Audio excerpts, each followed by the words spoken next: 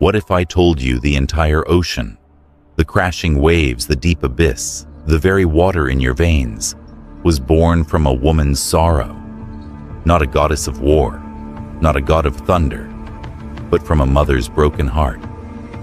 Long before the sea existed, there was only sky, dust, and silence.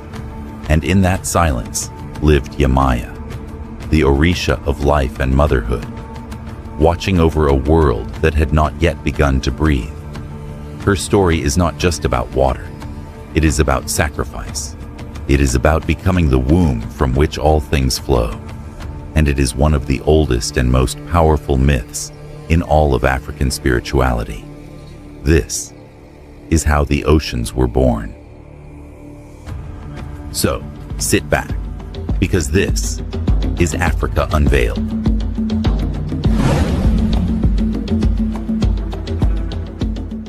Before we dive in, I know many of you are watching from around the world, united by a love for Africa. Drop a comment and let me know where you're tuning in from. I'll be in the comments engaging with you. And if you're enjoying the content, a like and subscription would truly mean the world to me. All right, let's get back to the video. In the time before time, when the world was nothing but a dry and desolate expanse, the Orishas, the divine spirits of the Yoruba pantheon, watched over a quiet earth. There were no rivers, no oceans, no humans, only wind, fire, and stone. Among them was Yemaya, the spirit of nurturing, intuition, and motherhood. But she was different from the others. While the other Orishas mastered power and dominion, Yemaya longed for something else. She longed to create life. Every morning she walked across the cracked earth barefoot, listening, waiting, her heart heavy with yearning. For centuries the world remained silent, until one day Yemaya felt a strange stirring in her womb, a sign, a gift, a message from the source. But the path to creation would not come easily. Yemaya took a divine partner, Orun, a celestial spirit of the skies. From their union came the first spark of potential, twin seeds of possibility planted deep within her. But not all among the Orishas supported Yemaya's sacred desire to birth life. Some feared what life would bring: chaos, imbalance, rebellion. As tension grew among the gods, a great war broke out between the Orishas of structure and the Orishas of chaos. In the confusion, Yemaya's children were taken from her, ripped from her womb before they could be born, lost in the spiritual void. And that was when it happened. Yemaya, filled with unbearable grief, fell to her knees on the barren earth and wept. She wept with such pain that the very sky darkened. She screamed with such force that the heavens trembled, and as her tears fell, they kept falling and falling until the entire earth was covered in water. What was once dry and silent became a world of rivers, lakes, and oceans. Her sorrow had become the sea. As her body broke, Yemaya's divine essence spilled into the waters. Her amniotic fluid became the salt of the sea. Her breath became the tides. Her heartbeat became the rhythm of the waves. From that moment, she merged with the ocean itself, no longer just a goddess. You've heard of Poseidon, Neptune, even the great Leviathan. But in the heart of African mythology, beneath the calm surface of the sea, lives a god few dare to name aloud. Olokun, the ancient ruler of the deep, the one even Yemaya could not control. Yes, Yemaya created the oceans through her sorrow. But what most people don't know is that something already lived in the depths she unknowingly awakened. Something old, something dark, something angry. This is the part of the story no one tells. The war of water, the clash of tides, the day Yemaya faced the god of the abyss. After Yemaya's tears flooded the earth and gave birth to the sea, life blossomed. The land grew green, Creatures swam, birds flew, humans emerged, their bodies pulsing with water, gifts from Yemaya's sacred womb. For a time, all was peaceful. Yemaya ruled the upper waters with compassion. She sang to the rivers, she whispered wisdom to the tides, she taught humans to heal with water and listen to dreams. But in the farthest trenches of the ocean floor, where sunlight never touched and pressure crushed all sound, Olokun stirred. Olokun, the Orisha of the abyss, guardian of secrets, keeper of madness. He had been sleeping since the world was dust, and now he had awakened. When Yemaya wept and created the oceans, she had not realized what power she was disturbing. The waters, though sacred, had a depth she could not control, and Olokun, whose domain had been quiet and still for eons, now found his realm invaded by light, life, and movement. He was not pleased. She has turned my silence into song. Olokun thundered beneath the waves. She has brought mortals to drink from my depths. She must be reminded. The ocean is not only birth, it is destruction. And so, from the deep, Olokun rose. His form was formless, sometimes a monstrous sea serpent, sometimes a giant cloaked in coral, other times a great shadow that moved without shape. He brought with him tidal waves, whirlpools, and madness. The peaceful seas began to rage. Boats vanished, whirlpools devoured islands, fish died, and storms howled through the night skies. The humans cried to Yemaya for protection, and she, the mother of water, answered. This was not a battle of fists or fire. This was a war of elements, of chaos and order, of nurturing versus destruction. Yemaya rose from the surface, her golden dress flowing like waterfalls, her eyes glowing with the light of the moon. She summoned waves as tall as mountains, and her voice carried through every current. Olokun, she called, her voice both sorrowful and firm. The sea was made from my pain, but it belongs to all. We must share it, balance it, or drown in it together. But Olokun did not want balance. He wanted silence, depth, stillness. His realm had been disturbed, and he would drag all creation into the abyss if he had to. Their powers collided in a storm that split the ocean in half. Lightning struck the sea. Whirlpools churned like hungry mouths. Dolphins cried. Whales sang funeral songs.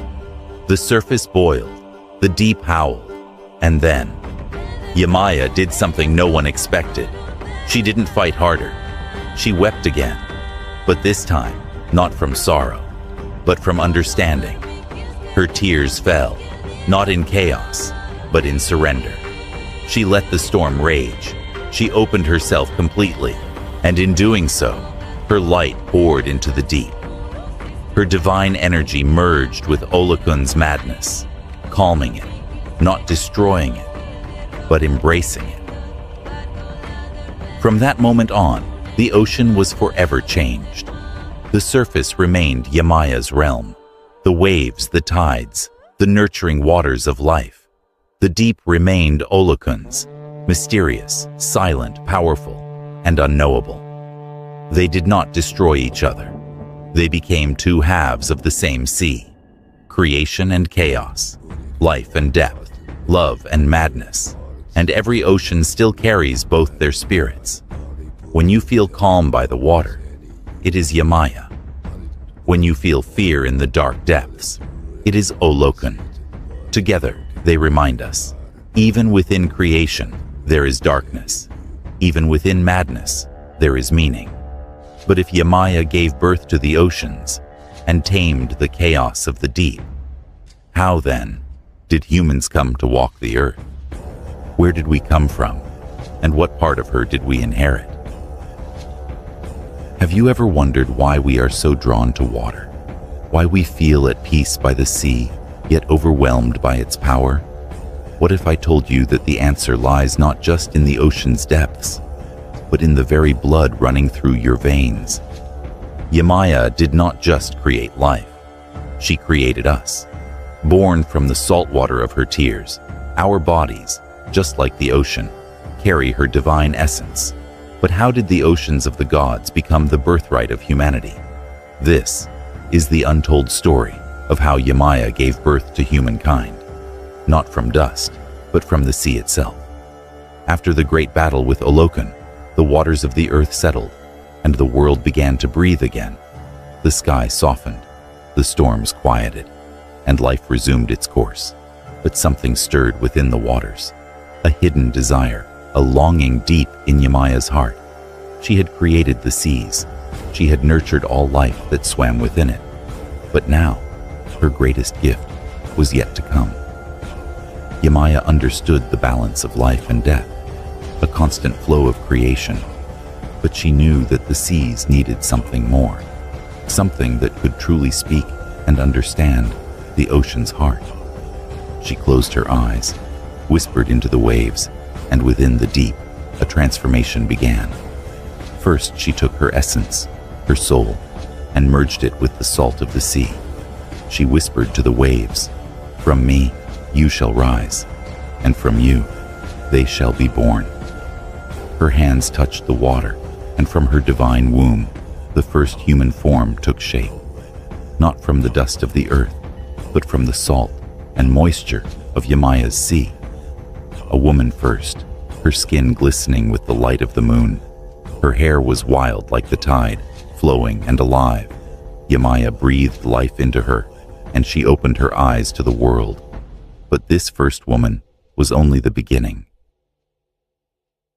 Yemaya's creation was not merely physical. She imbued the first humans with her essence, linking them to the ocean forever. The first humans could hear the whispers of the sea, understand its rhythms, and feel its emotions. It is said that the first humans were born of water, carrying both the wisdom of Yemaya and the mysteries of Olokun.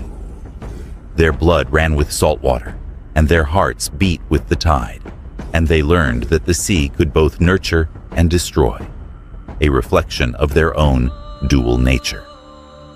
The first woman who emerged from Yemaya's waters was named Elode, the mother of mothers, the first embodiment of womanhood and fertility. Yemaya placed her by the shores of the sea, a reflection of Yemaya's divine beauty and strength. Elode, full of wonder, gazed into the ocean, hearing the echoes of Yemaya's voice. "You will guide your people with love, as I guide you with water. You will bear life, but also face loss. The sea that nourishes will also take away." And so, Elode gave birth to the first children of the earth, humans who walked on land, yet carried the ocean within them.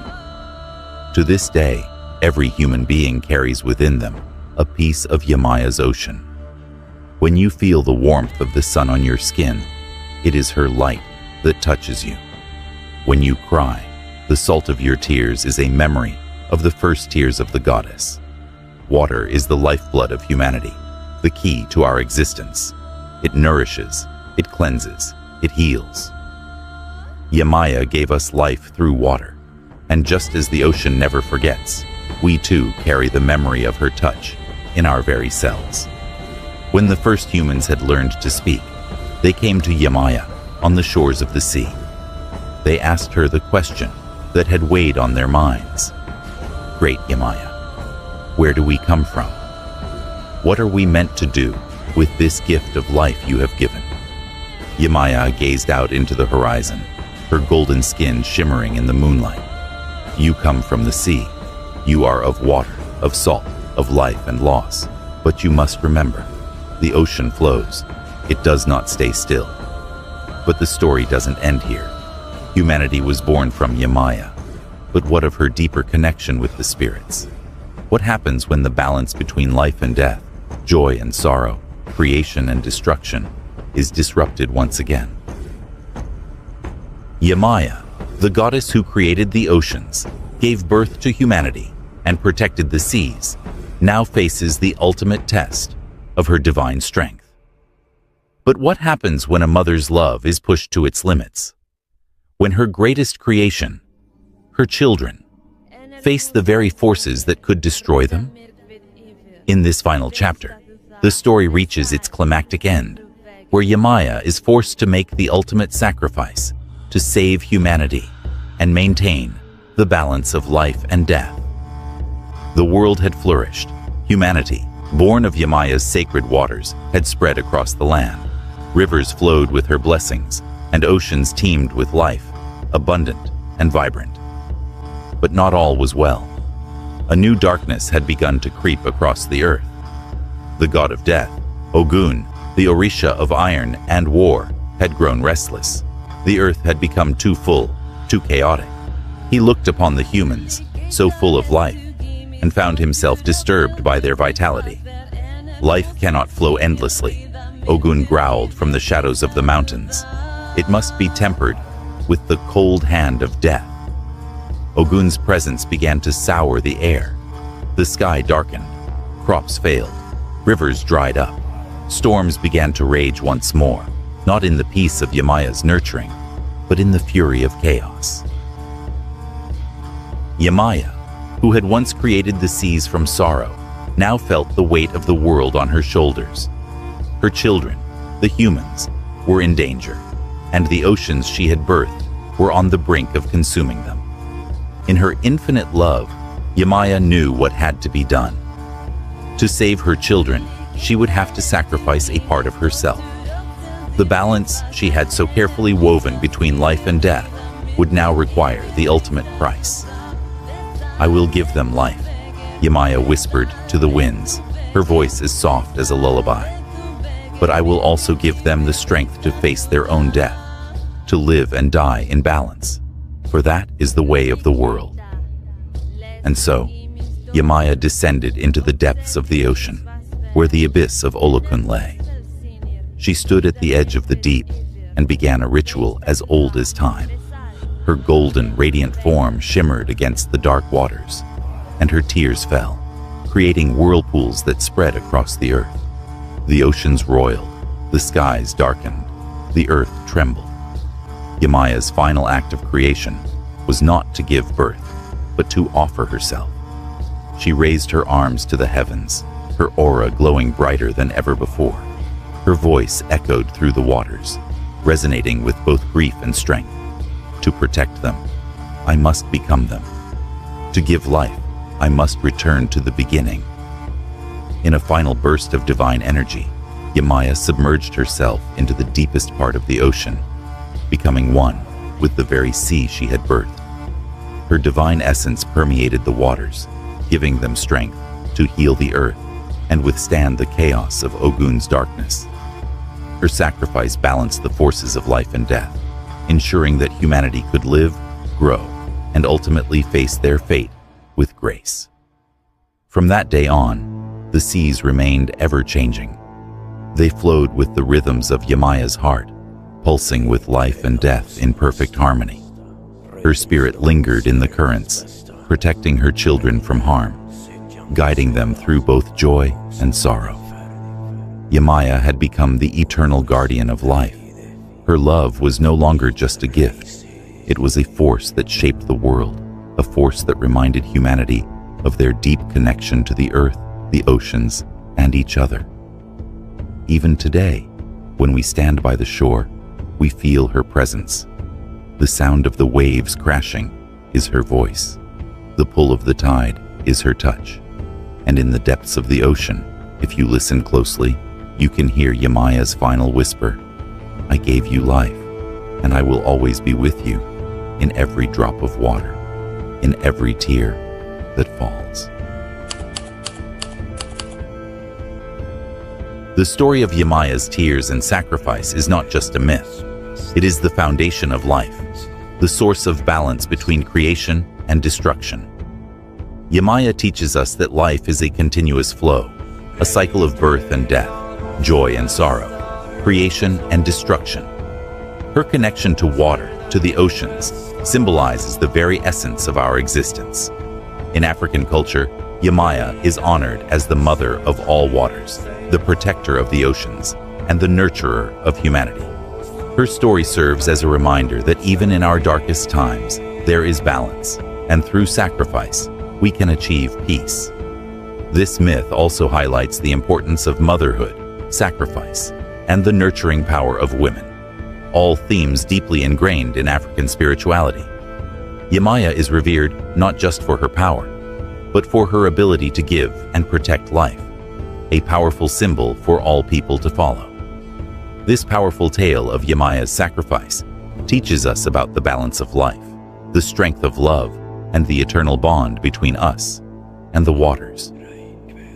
Which African mythology would you like me to explore next? Let me know in the comments below. And if you've enjoyed this journey through Yemaya's story, don't forget to like, subscribe, and share. The ocean of African mythology is vast, and I'll be back with more stories from the depths.